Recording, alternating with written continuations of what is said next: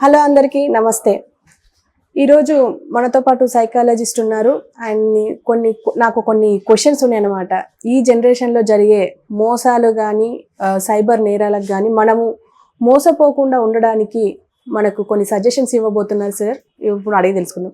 నమస్తే సార్. నమస్తే సార్, ఇప్పుడు మనము చాలా మోసాలు చూస్తున్నాం. అది సైబర్ నేరాల, ప్రేమ పేరుతోనా, లేకపోతే భర్త భార్యనా, చాలా రకాలుగా ఈ జనరేషన్లో చాలా మోసాలు చూస్తున్నాం. అసలు మోసగాళ్ళని గుర్తించడం ఎలా? మంచి టాపిక్, గుడ్ టాపిక్. జనరల్గా ఈ రోజున మోసం ఎవరిని చేయగలుగుతారు? నమ్మిన వాళ్ళనే. నమ్మిన వాళ్ళే. నమ్మటం తప్పు కాదు, గుడ్డిగా నమ్మటం అనేది బ్లైండ్. అంటే మనం వాస్తవాన్ని చూడటానికి గుడ్డిగా నమ్మారు, మోసపోయారని అంటుంటాం కదా, నానుడు ఉంది కదా. బ్లైండ్గా నమ్మితే మన కళ్ళు మూసుకొని కనుక కళ్ళు తెరిస్తే అనేకం తెలుస్తుంటాయి. మన కళ్ళ ఎదుట ఏం జరుగుతుందని తెలుస్తుంది. మనం నడిచేదో లేదన్న రాయి ఉంటే లేదా బురదగుంటుంటే తప్పుకొని పక్క నుంచి వెళ్ళిపోతాం. కళ్ళు మూసుకొని వెళ్ళామనుకోండి, గబాలను ఏమవుతుంది? ఆ బురదగుంటలోనో లేకపోతే పడతాం, లేకపోతే రాయి తగిలి బోర్లా పడతాం. అట్లని మనం ఎట్లయితే మనం నడిచే క్రమంలో ఎట్లయితే కళ్ళు తెరుచుకొని మంచి చెడు చూసుకొని జాగ్రత్తగా నడుస్తామో, మన నిత్య జీవితంలో కూడా మనం అనేక విషయాలకు సంబంధించి మెదడును ఉపయోగించి చూడటం నేర్చుకోవాలి. అంటే కళ్ళు ఎట్లయితే అనేక ఫ్యాక్ట్స్ చెక్ చేస్తుందో, మనం కూడా ఫస్ట్ ఎవరైనా మామూలుగా ఆ మధ్య కరక్కాయలు సంబంధించి తలా 1 కేజీ కరక్కాయలు కనుక్కుంటే మీకు 10,000 వస్తుంది. 100 రూపాయలతో కరక్కాయలు కొనండి, 10,000 సంపాదించుకోండి. లేదు ఇంకొక రకంగా సంబంధించి ఉసిరికాయ పొడి మేము 250 రూపాయల కేజీ అమ్ముతాం, నెల తిరిగేటప్పటికి మీకు 5,000 ఇస్తాం.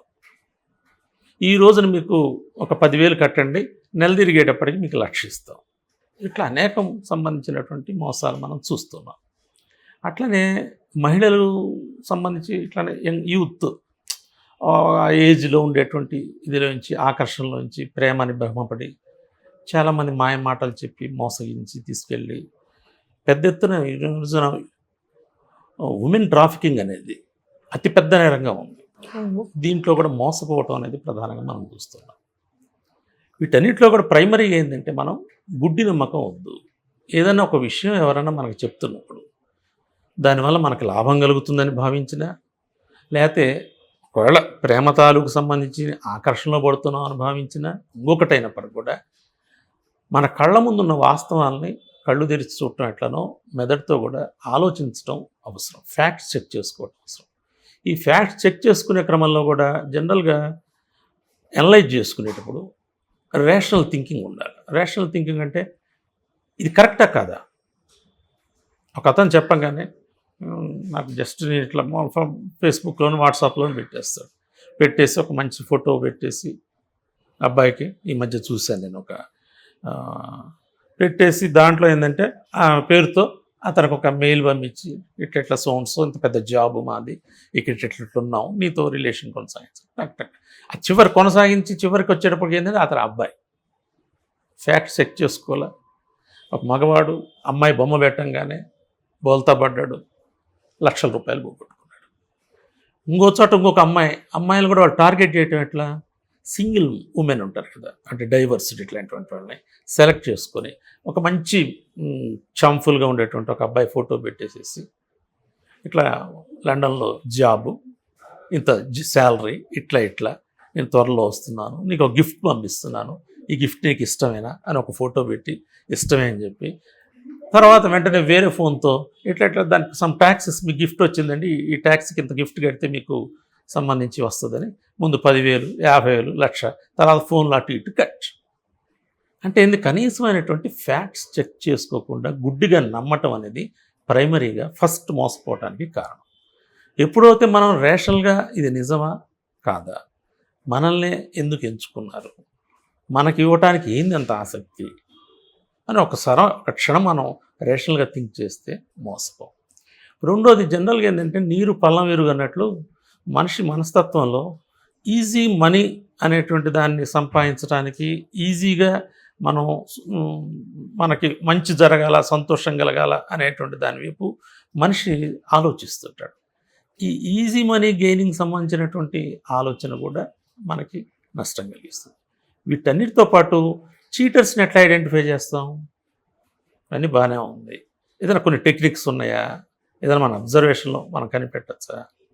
మేము ఒకసారి మా తోటి కౌన్సిలర్ వీళ్ళతో కలిసి ప్రిజన్ సంబంధించి ఒక ఇట్లానే చీట్ చేసి పెద్ద ఎత్తున కరక్కాయలు వీటి పేరుతో కోట్ల రూపాయలు ముంచేసి వచ్చిన అతన్ని కలిసాం. మేము ఇట్లానే సౌండ్స్ అని తెలియదు, జనరల్ కలిసాం.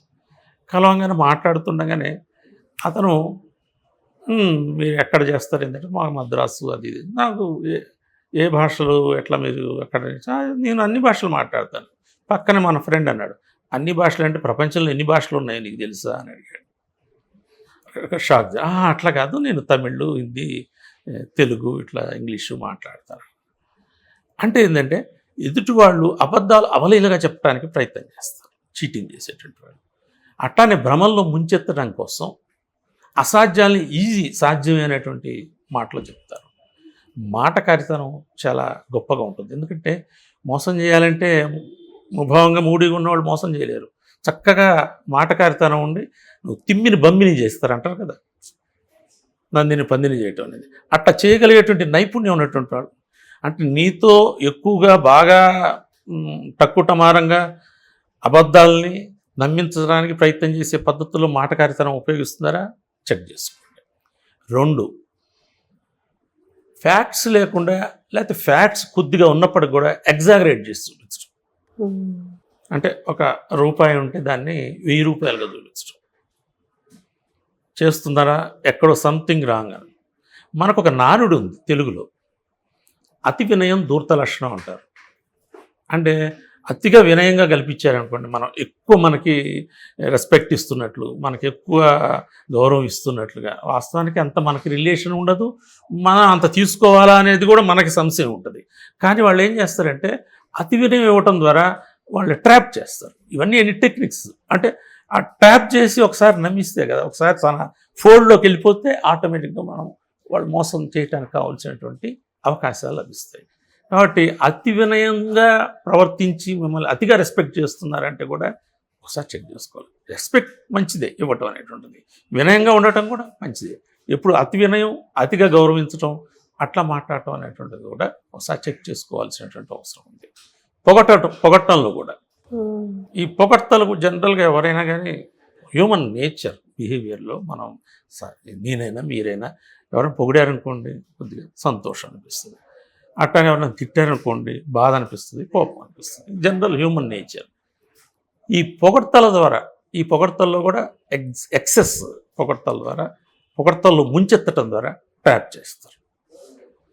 కాబట్టి ఆశ ద్వారా పొగడ్తల్లో ఎక్కువగా ముంచెత్తి అట్టనే అతిగా మిమ్మల్ని రెస్పెక్ట్ చేసి మాటకారితనంతో రకరకాలుగా మోసం చేసేటువంటి అవకాశాలు ఉన్నాయి. కాబట్టి కొత్తగా పరిచయమైనటువంటి వాళ్ళు, లేకపోతే ఇతరత్ర మీకు ఆ డబ్బు తక్కువ టైంలో ఎక్కువ సంపాదించుకోవచ్చు అనే ఆశలు కలిగించే సమయంలో, లేదు ప్రేమ ప్రపోజల్స్ ఇట్లాంటివి వచ్చేటువంటి సందర్భాల్లో కొన్నిట్లాంటివి చెక్ చేస్తే, గుడ్డిగా మనం నమ్ముకోకుండా ఉంటే, ఫ్యాక్ట్స్ని చెక్ చేసి రేషనల్గా థింక్ చేస్తే ఖచ్చితంగా మనం అట్లాంటి ట్యాప్స్లో పడకుండా మోసపోకుండా ఉండడానికి అవకాశం ఉంటుంది. చీటర్స్ని మనం ఐడెంటిఫై చేయగలం. Okay sir, thank you.